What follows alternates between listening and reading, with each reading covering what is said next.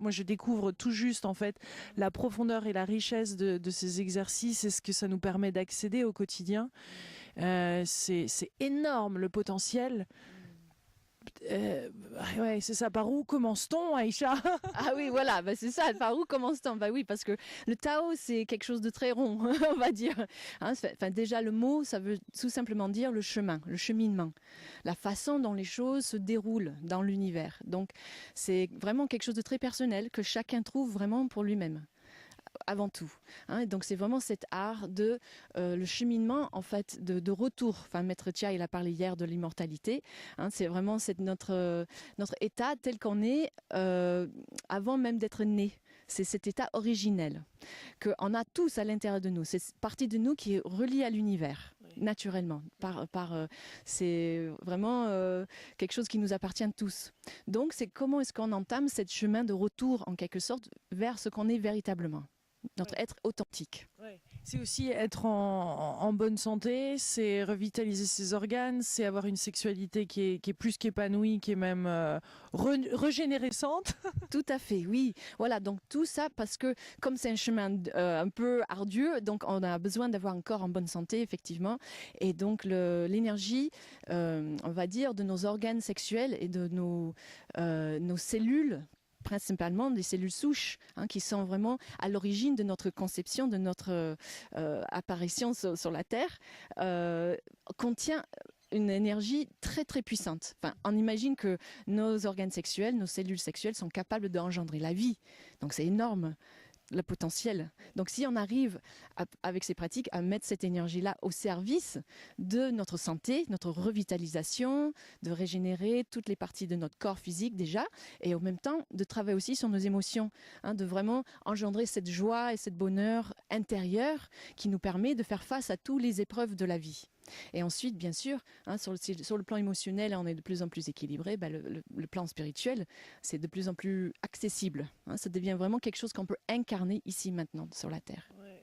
Quelle est la partie des blessures? Alors, comment le Tao voit les blessures qu'on a tout en grandissant, ou on ressent qu'il y a des blocages? Comment le Tao voit ça? Tout à fait, oui. Mais ça fait partie du chemin, justement.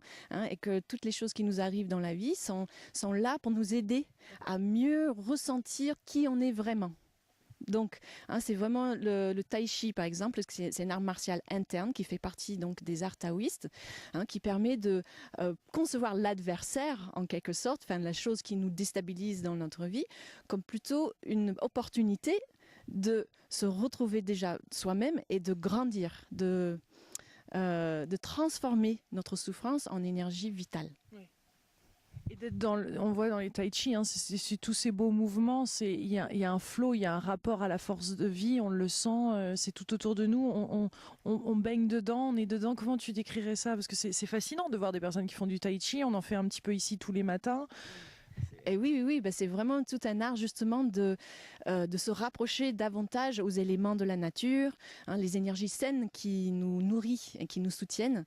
Et donc du coup, dès qu'on est face à des choses difficiles, hein, que quand on a un adversaire ou on se combat, bah, disons que c'est quelque chose qu'on peut avoir. Enfin, on a de la gratitude en fait envers même quelqu'un qui nous fait du mal.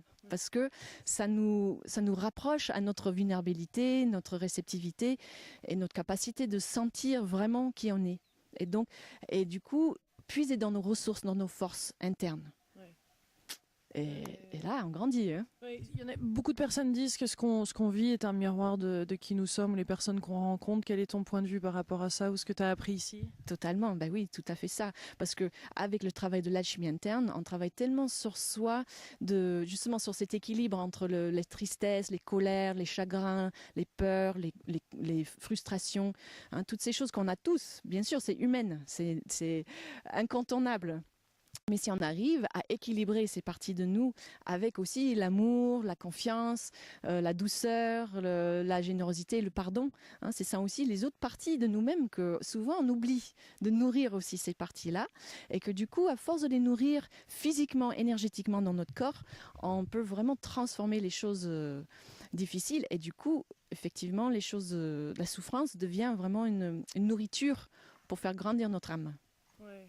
Je pense qu'on s'en rend pas compte, ou du moins personnellement, je me rendais pas compte avant de venir ici au Tao Garden de l'importance du corps et d'en prendre soin et de prendre soin de soi, mais vraiment pas juste prendre soin de soi de manière esthétique, de prendre soin de soi à l'intérieur. Ici, on parle beaucoup de l'intérieur. Tu peux nous en parler, ce qui se passe et l'importance de découvrir vraiment il appelle ça comment, orbit, Cosmic orbit, ouais. oui, l'orbite microcosmique. Donc c'est une des pratiques fondamentales de la transformation de notre énergie. Déjà parce que on cultive déjà le pôle négatif positif. On est comme des batteries en fait, nous, le corps. Donc on est là pour générer de l'énergie. Et si on se branche à la prise Terre et à la prise Univers, on a accès vraiment à une énergie inépuisable. Et après, cette énergie-là, on le met en orbite, on le met en mouvement pour que les énergies du bas du corps montent vers les énergies du haut du corps et ainsi de suite redescendent vers le bas du corps, pour que toutes les parties de nous se nourrissent mutuellement. Donc il y a l'esprit, enfin les énergies plus subtiles, on va dire, plus fines, cosmiques, qui vont redescendre et retrouver donc du coup un nid en quelque sorte dans chacune de nos organes, dans le cœur, dans la rate, dans le foie, dans les reins, dans les intestins, dans les organes génitaux.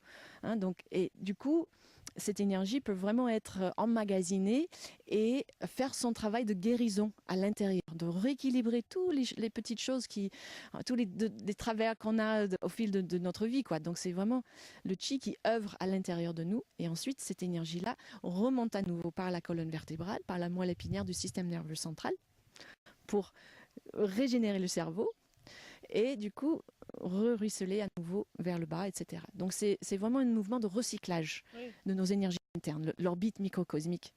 Parce que tout dans la nature est dans ce cycle-là. C'est cyclique. Et dans notre corps, donc il y a le chi, cette énergie vitale, c'est ça, se bloque dans certains endroits. Oui, tout à fait. Voilà, donc si ce chi se bloque, 90%, ça va être les émotions négatives. Peu importe. Enfin, c'est vraiment. On a beau dire oui, c'est à cause de ça, c'est à cause de ça, c'est à cause de ça. C'est vraiment nos propres émotions en général qui bloquent notre propre chi. Donc, autant aller à la racine de tout ça et justement prendre le temps. Donc, c'est pour ça qu'on a les pratiques fondamentales du sourire intérieur et les 6 sons de guérison, qui font partie de ce processus d'aller regarder à l'intérieur de nous et dire ah oui, oh, j'ai mon cœur qui est un peu impatient. Enfin, je sens que quelque chose ne va pas assez vite comme j'aimerais que ça aille. Donc, du coup, il y a quelque chose qui se durcisse. Parce que, il y a un stress, où je veux ça, mais je ne peux pas l'avoir, donc je suis frustrée. Et du coup, le foie, il se bloque. Donc, c'est vraiment notre pensée, beaucoup de notre pensée et nos émotions qui font en sorte à ce que le chi soit fluide, soit bloqué. Et c'est à nous qui décidons, quelque part, à faire à mesure de devenir de plus en plus conscients à comment ça marche à l'intérieur de nous. C'est quoi pour toi la maladie? De quelle manière le Tao voit la maladie? La maladie, il y a 2 façons. Enfin, une façon, bien sûr, c'est ce que je viens d'expliquer, c'est notre propre processus où on s'attache à notre corps de souffrance en quelque sorte. On s'attache à notre ego, enfin les parties de nous qui se braquent. Qui veut absolument que les choses soient comme ça et pas autrement. Et du coup, ça engendre, parce qu'on n'est plus suffisamment fluide et adaptable pour accepter les choses telles qu'elles sont et de vivre vraiment l'instant présent. Parce qu'on est dans une mentalisation de notre réalité telle qu'il devrait être. Et donc, comme forcément ça ne correspond pas à la réalité, on est en souffrance. Donc ça, c'est une explication. Et donc, c'est pour ça qu'on travaille beaucoup sur comment fluidifier, comment vraiment creuser cette capacité de rentrer dans l'instant présent pleinement.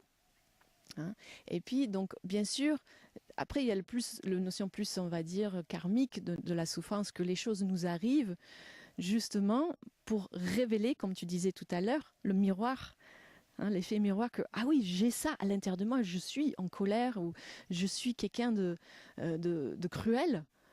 Pourquoi Donc, on le voit en nous, et puis du coup, ok, qu'est-ce que je peux faire avec ça? Donc, ce que je peux faire avec ça, c'est de le recycler, de le mettre au contact de l'amour inconditionnel au niveau de notre cœur, et de faire le lien avec la Terre, avec le cosmos, et avec tout ce qui nous entoure, pour que on transforme ce plomb en or, en fait, en conscience pure. Il y a des alchimistes. Oui, oui, oui. Ben, c'est vraiment une alchimie de la conscience, de prendre conscience à chaque instant de tout ce qui peut arriver. Tu es passionné du Qin et Tsang. Tu as d'ailleurs écrit avec Montoshia un livre là qui vient de sortir de Pulse of Life, mais massage. Donc c'est des techniques avancées du Qin et Tsang. Tu pourrais nous en parler? C'est le même mot en français? Alors, c'est la pulsation de la vie, on va dire. Oui, c'est la traduction du livre, donc il va sortir bientôt, effectivement, en français. Donc, le Qin et Tsang fait partie aussi des différentes pratiques taoïstes, parce que c'est justement cet art d'aller et mettre le doigt dessus. C'est un massage interne. La personne, la personne qui pratique ça va te masser les différences. J'ai adoré, moi, personnellement. Tu as reçu? J'ai reçu plusieurs et je vais en recevoir un troisième. Ah, ok, super. Mais oui, parce que c'est à la fois un massage qu'on peut recevoir, mais aussi un massage qu'on peut faire pour soi. Oui. C'est les deux. Parce qu'on est toujours dans l'optique de l'auto-guérison. Donc, à recevoir, c'est royal parce que, tout à fait, le thérapeute va, avec le chi de ses mains, repérer les endroits où ton chi peut être bloqué à certains endroits. C'est là où c'est dur, où ça fait mal. Exactement. Donc, dès qu'il y a des spasmes au niveau des intestins, par exemple, des congestions, des endroits où les toxines se sont un petit peu accumulées, donc voilà, il peut y avoir le cellulite, rétention d'eau, il peut y avoir carrément les nerfs qui se sont entremêlés avec les artères, les capillaires, avec le système lymphatique. Enfin, il y a plein de nœuds, d'endroits un peu durs, un peu cachés, parce que c'est souvent des zones dans laquelle on a ressenti une émotion quelconque à un moment donné de notre vie et on s'est dit ok, bon, on va garder ça pour plus tard, j'ai pas envie de gérer ça tout de suite. Donc du coup, ça c'est encloisonné. Juste ce qu'on fait au fur et à mesure de notre vie, la plupart d'entre nous, on met ça de côté, on essaye de trouver un camouflage, on camoufle ça avec ce qu'on peut, mais en fait c'est toujours là.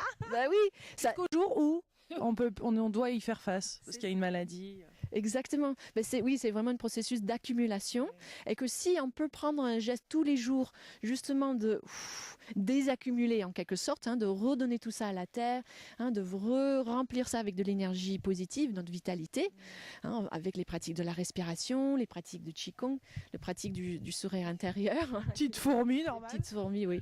On est en plein sous les arbres, c'est normal. Donc voilà, c'est vraiment un entretien à chaque instant en fait, de observer de plus en plus, ah oui, ouf, là il y a quelque chose qui me gêne, et de suivre le chemin, comment je le ressens ça physiquement dans mon corps, avant que ça devienne un nœud, un blocage, un tumeur, quoi que ce soit. C'est parce que c'est vraiment un processus une fois de plus, de conscience. Si on peut mettre notre conscience dans notre ressenti, donc comment est-ce qu'on ressent, donc principalement les organes, c'est grâce à nos organes, c'est des organes vitaux, c'est grâce à eux qu'on vit. Sans eux, on meurt. Donc, c'est vraiment la chose, le plus important à faire dans notre vie, c'est de veiller à leur état de santé.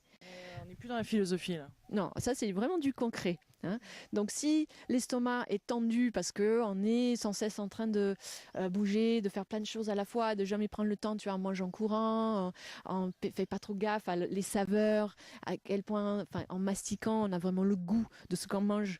Souvent, la vie moderne nous propulse dans un schéma de stress, où on est sans cesse à côté de nos véritables ressentis, parce qu'il faut performer, il faut faire ci, il faut faire ça. Donc forcément, les organes se sentent lésés. C'est un peu comme nos enfants à l'intérieur, ils disent coucou, tu vois, je suis là, et pouf, ok, encore des trucs qui... C'est extraordinaire ce qu'ils prennent.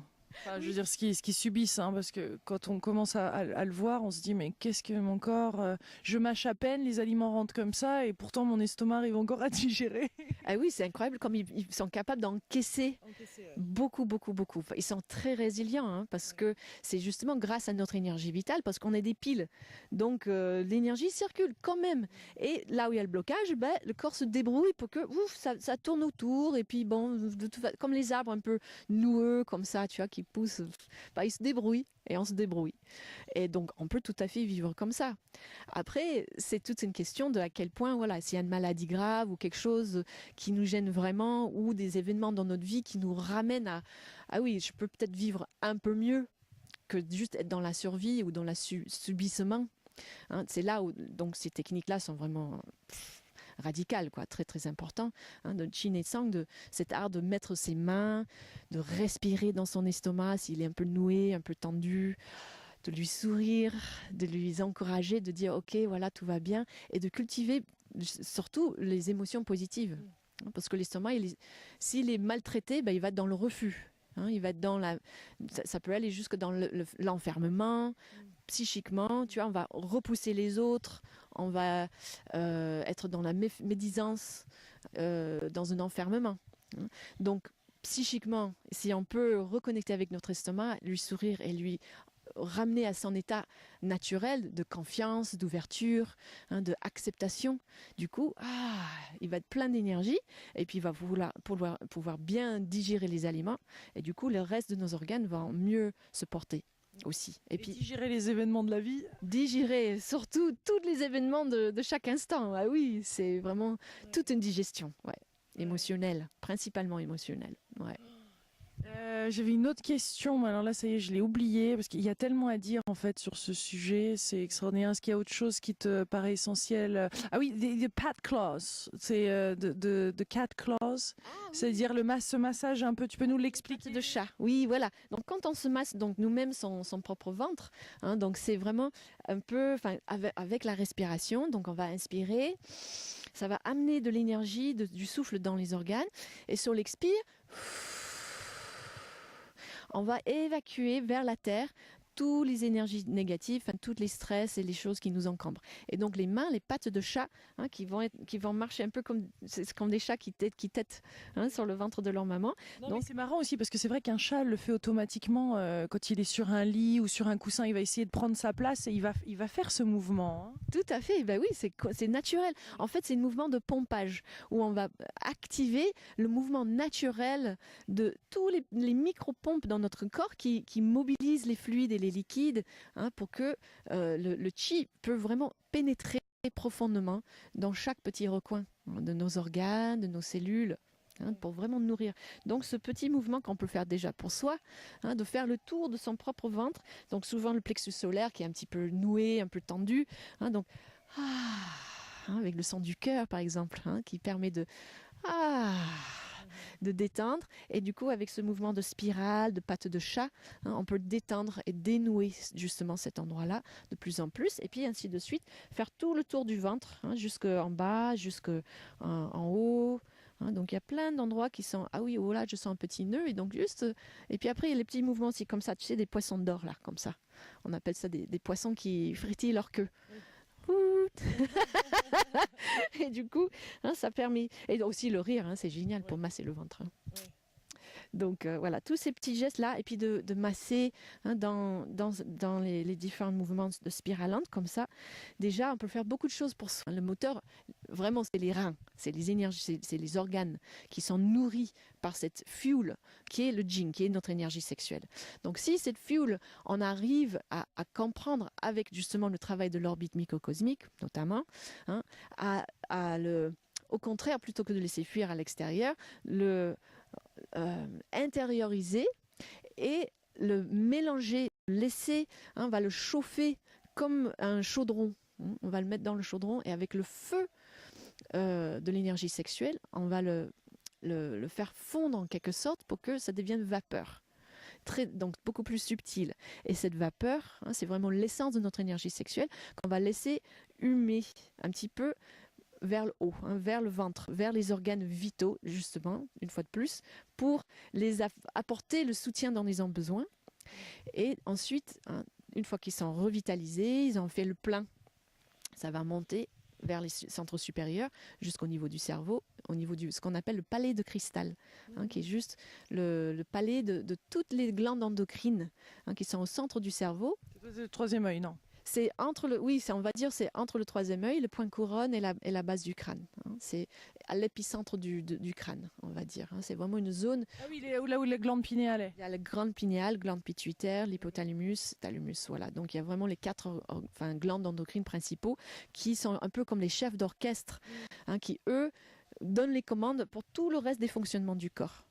Donc si on arrive à faire la connexion entre l'énergie le plus brute, le gasoil du bas, l'énergie sexuelle, pour que petit à petit ça se chauffe, ça se raffine et ça s'assume en forme de vapeur vers le cerveau, vers cette palais de cristal qui se nourrit.